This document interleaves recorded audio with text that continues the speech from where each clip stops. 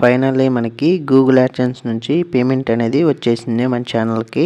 మీరు చెక్ చేసుకోవచ్చు మన పేమెంట్ ప్రూఫ్ కూడా. ఈ వీడియోలో మీకు మనీ ఎలా వస్తుంది, అదేవిధంగా మనం ఎలా ఎర్న్ చేసుకోవాలి, నెక్స్ట్ మీకు సిటిఆర్ అండ్ ఆర్పిఎం గురించి కూడా చెప్తాను. ఇంక లేట్ చేయకోకుండా ఈ వీడియోని లైక్ చేసి మన ఛానల్ కూడా సబ్స్క్రైబ్ చేసుకోండి.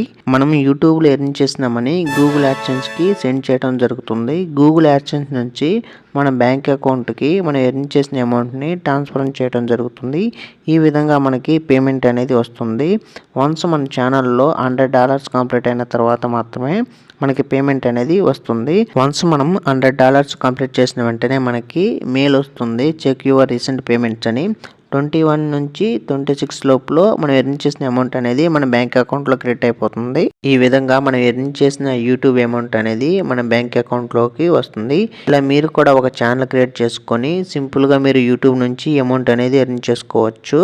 మీకు యూట్యూబ్లో చాలామంది క్రియేటర్స్ ఆల్రెడీ వీడియోస్ క్రియేట్ చేశారు యూట్యూబ్ ఛానల్ ఎలా క్రియేట్ చేయాలని.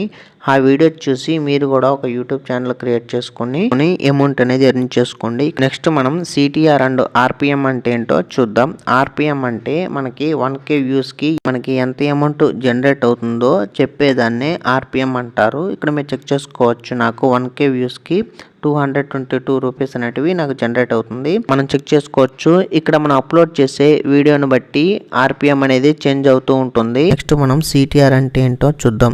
మనం యూట్యూబ్లో ఒక వీడియో అనేది అప్లోడ్ చేస్తాం, ఒక థంబ్నెయిల్ అనేది క్రియేట్ చేస్తాం కదా, ఆ థంబ్నెయిల్కి వచ్చిన క్లిక్ తో రేట్నే మనం సిటిఆర్ అంటాం.